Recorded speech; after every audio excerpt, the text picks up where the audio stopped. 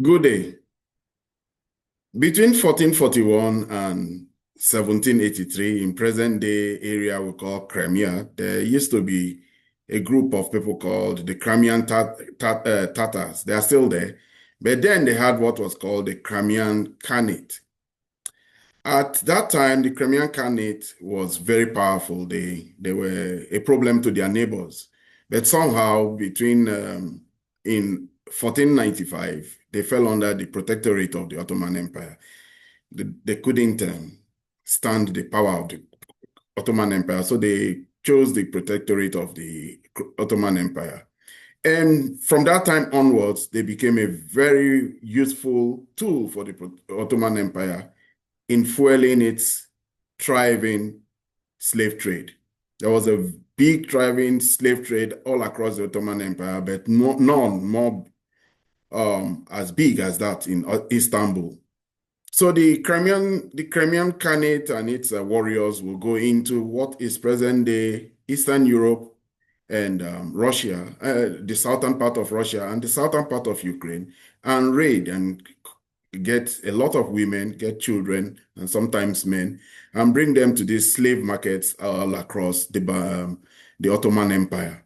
They were really, really active at that time, and they affected the economies and the social structures of all the countries within that neighborhood. The Crimean Tatars are still feared till today. But in history, one of the victims of the Crimean Empire, of the Crimean Tatars, became Sultan, Hurrem Sultan, the wife of Suleiman the Magnificent. Because what happened was that she was sold to the slave trade in Istanbul and found her way into the Topkapi, and there became part of the harem of Suleiman the Magnificent and eventually his wife. He fell in love with her and went against convention and became smitten by her, wrote poems about her, and he lived very happily with her for a long time. So that trade of that act of using Ukrainian and Eastern European women as slaves, sex slaves, has continued in its modern time, especially now that there's a war between Ukraine and Russia. Ukrainian women have left in vast numbers across Europe, and Ukrainian women and children, almost 8 of them, are now all over the cities of Germany, Poland, Czech Republic, Turkey, and a lot are even in Belarus and Russia. And these women are now victims of a thriving and burgeoning slave trade. They are also found in the Middle East, and no least a country like Israel. Good day, and welcome to my channel, Ebima Mungo's Perspective on Global Affairs. If you're new to my channel, please subscribe. If you have any comments regarding the views I express, please put them in the comment section. A few days ago, it emerged that over 1.7 million people have been killed in the Ukrainian war, with the war between Ukraine and Russia. Hackers hacked into what they claim to be Ministry of Defense records from Ukraine and showed that 1.7 million Ukrainians have died. The most died this year, 625,000 of them. While we know about the people who die on the war in the field, we really don't know much about the toll that this war has taken on the women folks of Ukraine. Ukraine has lost over 8 million people, if not more, 10, to being refugees. They've left the country and they are now refugees all across Europe. But in being refugees, they've become victims of sex traffickers, and all across Europe and all across the Middle East, Ukrainian women now form a significant part of the sex trade. That is what a lot of, even before the war, the Ukrainian women have always been victims of the sex trade. The war has excavated it, and even in Israel, now we see that there's a big burgeoning sex trade that involves Ukrainian women.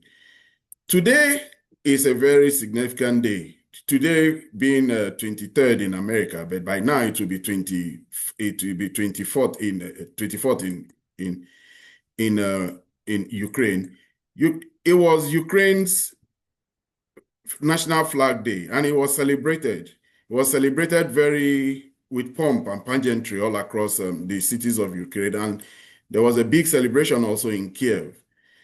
President Zelensky celebrated it in Kiev and talked about the resilience of the Ukrainian people. He was very proud, and he put out a tweet about how happy he was about Ukraine's independence. And even the European Union, the European Commission, and all the European institutions took part in this celebration of Ukrainian Flag Day and Ukrainian independence, and the resilience of the Ukrainian nation in the face of all that is going on. But even in the midst of it, NATO too, even in the midst of it, it emerged. A report came out from an Israeli newspaper about the tragedy that is befalling the Ukrainian women.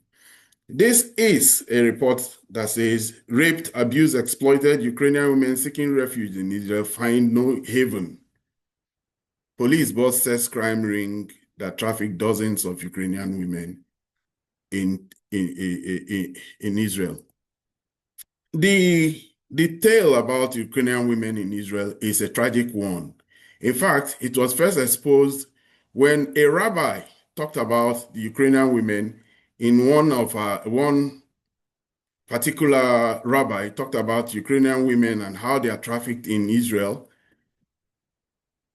termed as Russian women, but they are trafficked in Israel, and they are lured into Israel and promised a lot of funds. And this is what he had to say about it.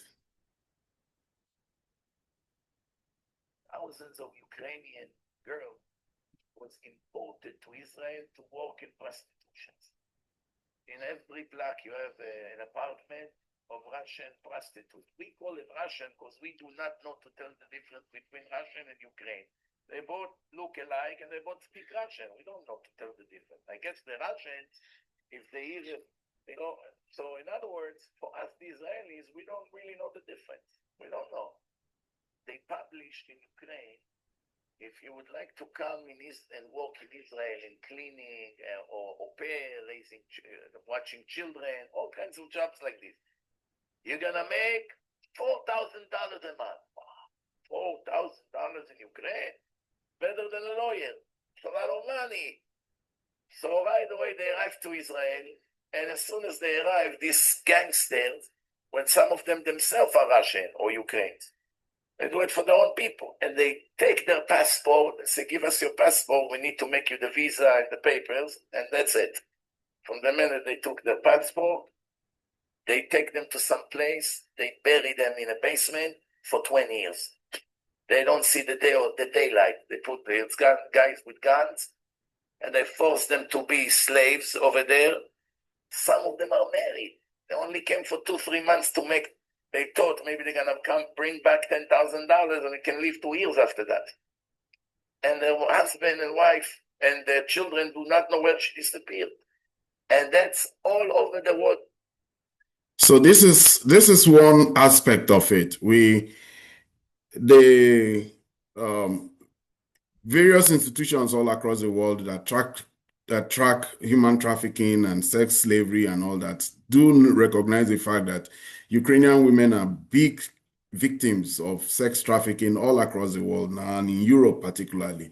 It is very sad that Europe that somehow refuses to bulge or change or try to help the Ukrainians to end this war are the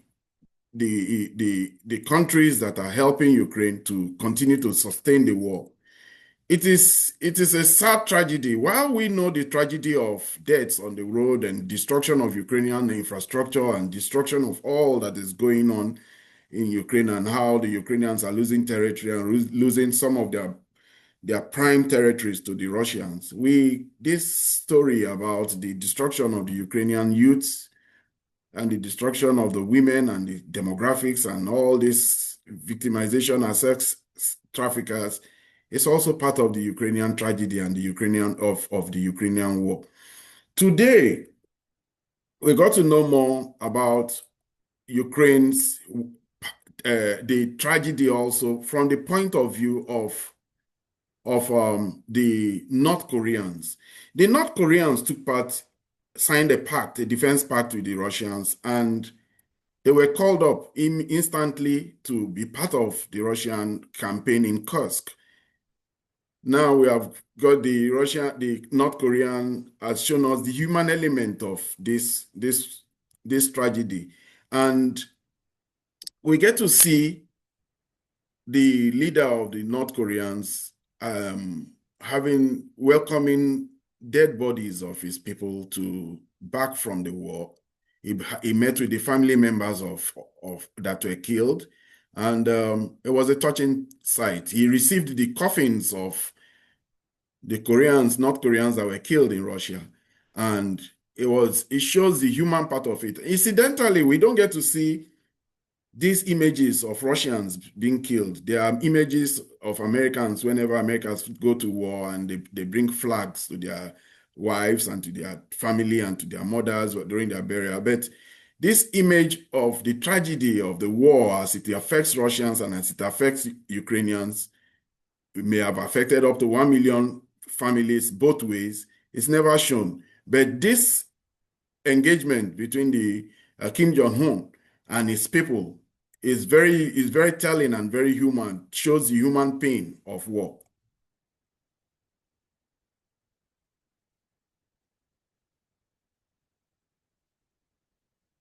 조국을 위하여 땅과 힘을 용감히 맞받아 나가고 죽음도 영광으로 맞는 우리 군대의 위대한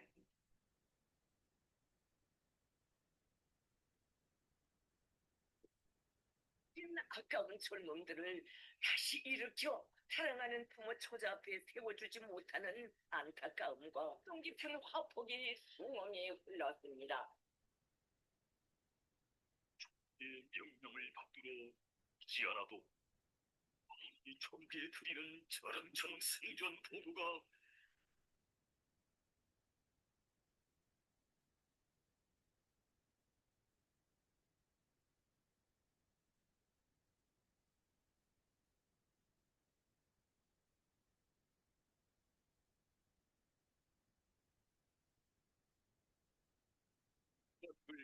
영사들 이의 영들이요.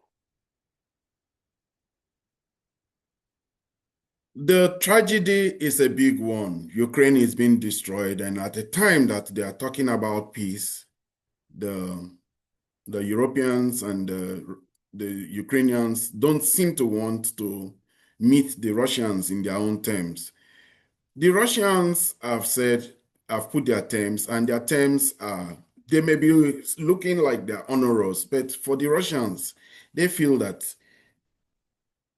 the Europeans want a number on them. They always thought about the fact that they want break up Russia. They want to get their hands on Russian assets, and they want to destroy Russia.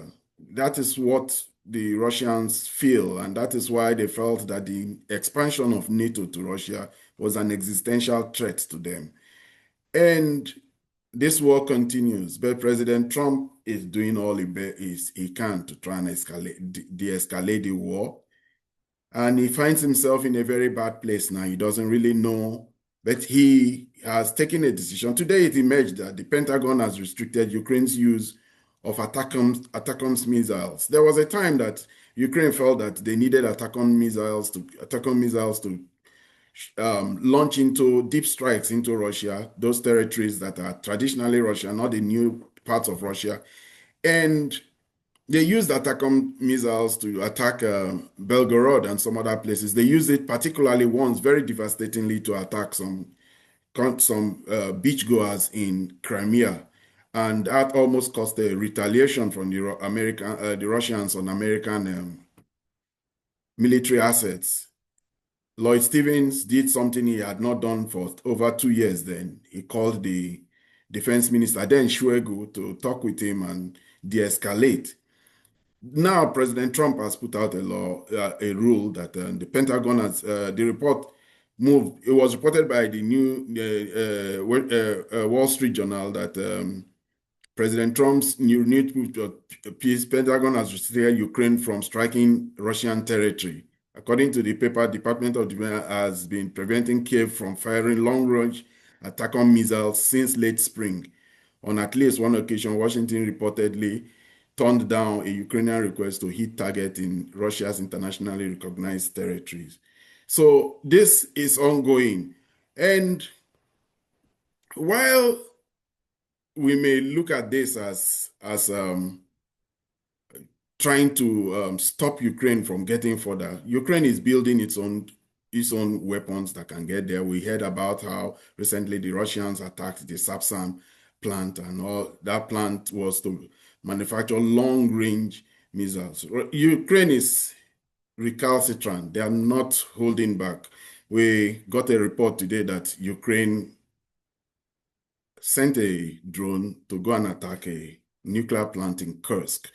The same Kursk that the Ukrainians invaded and held for over 6 months until the Russians were able to dislodge them using the help of the North Koreans. They sent a drone there. The drone attack on nuclear facilities controlled by the Russians is not new. The Russians have accused Ukrainians of attacking the Zaporizhzhia nuclear plant, but today's attack on the one in Kursk was alarming. It's alarming because you will know that the Russians can retaliate, and if they retaliate, it will be a very brutal one. They shot down a drone very close to a nuclear power plant. A UAV caused a small fire in Kursk nuclear power plant on Sunday. Ukrainian drones. The Kursk nuclear plant. The Ukrainian forces crossed into Russia's internationally recognized territory. We know that, and then today they did that attack on the plant. The Russians were able to dispatch off the drone. It was shot down, but it shows you that the Ukrainians are not relenting in trying to do significant damage to Russia. Russia, President Putin has been celebrating. He has been celebrating 80 years of Russia's access to nuclear deterrent. He has been celebrating it, and he actually met with the people in Rosatom in a city called Savin. He went there and then he talked with them, and he told them that in a city called Sarov, he said, look, you guys have been a big part of the success of Russia to be able to stave off all that is coming its way we know that Russia now possesses the largest nuclear arsenal in the world, over 7,000 warheads. And besides that, Russia was one of the first, if not the first country, to be able to tame their atom and turn it into a force that became nuclear plants. Rosatom now is a big industrial complex entity that exports Russia's nuclear know-how to the whole world. Russia is now the leading exporter of nuclear technology because it helps a lot of countries to build nuclear plants. It's only recently that the Chinese have entered that industry. The Chinese do have cutting-edge technology, and President Putin was thanking the people, the workers of Rosatom when he made this speech. 20 августа 1945 года, 80 лет назад, в нашей стране был создан специальный комитет, взявший на себя организацию работы в области атомной энергии. По сути, эта дата стала днем рождения отечественной атомной отрасли. И, пользуясь возможностью, еще раз поздравляю с этим юбилеем вас, всех, кто трудится в отечественной атомной индустрии. Это настоящая сила, почти 500 000 человек. Да? Сколько всего? 420 тысяч. 420 тысяч, ну почти. Низкий поклон ветеранам, которым мы обязаны нашей безопасностью, мощным технологическим заделом и, по сути, независимым, суверенным развитием. Своим талантом, титанической волей они создали прочный ядерный щит нашей страны. и первыми в мире добились того, чтобы мирный атом работал на благо страны и всего человечества. Настоящий подвиг во имя Родины совершили. So he said that it was the Russians that helped to tame the atom and make it a force of good for the whole of mankind.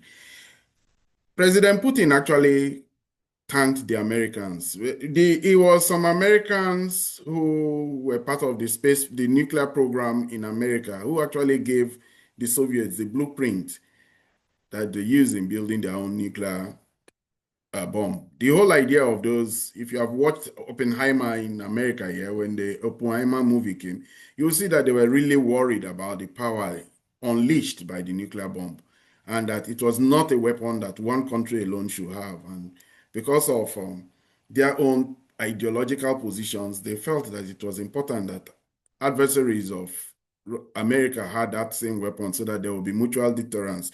That mutual deterrence is what has saved man to this day, because no country since America has become the only country that has used the nuclear bomb in Hiroshima and in Nagasaki, and no one has dared use it. They may have got it. I think they now have about 7 or 8 nuclear states, but no one has dared to use it. And the whole idea is mutual assured destruction. If you use it on me, I use mine on you, we will both not be in existence. Luckily for us in Africa, we had only one country in Africa that had the nuclear bomb, and that was South Africa. But they gave up their own program after they became independent. There's no nuclear bomb in Africa. So if they are doing the thing against each other across the whole continent, maybe Africa may just be the safe haven for everybody, for all of humanity. Humanity started in Africa.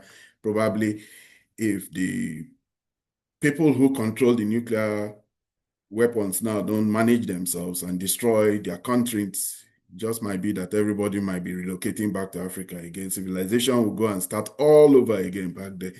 So this is where we are now. We are at a situation where President Putin was celebrating 80 years of nuclear deterrence, 80 years of having this. And we all know that without the big nuclear arsenal and clout that the Russians have, the Europeans would have made mincemeat of them. They would have had an excuse to have joined Ukraine in this war.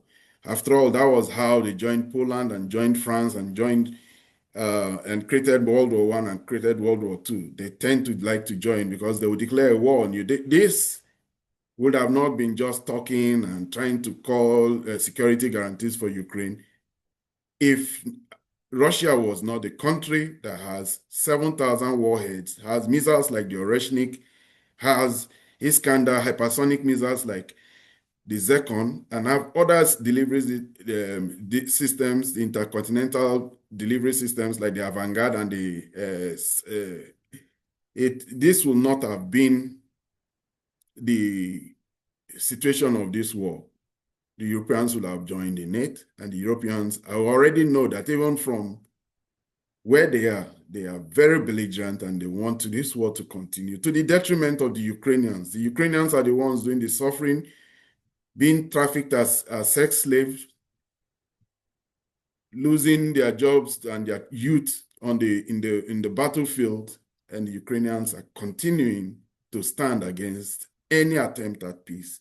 They rallied around and tried to get Ukraine to take impossible situations. Lavrov just told us that all the proposals of Russia, when Putin and Trump met, were turned down by Ukraine.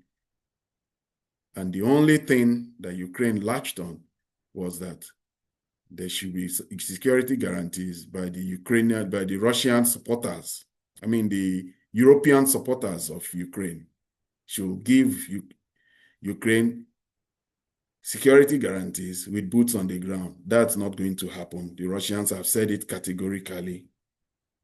And we are seeing how this war is going. Ukraine is losing more territory. Ukraine is losing more of its people, and more of the people of Ukraine have been trafficked all across Europe, while the Europeans put lip service of support for Ukraine in a manner that is leading to the destruction of Ukraine. This is where I end my video today. If you feel that the Europeans should support Ukraine completely and totally until the end of this war? Put it in the comment section. If you feel whatever opinions you have about the video I made just now and the views I expressed, please put them in the comment section. If you're new to this channel, please subscribe and do well to like and share. Until I see you in my next video. Goodbye.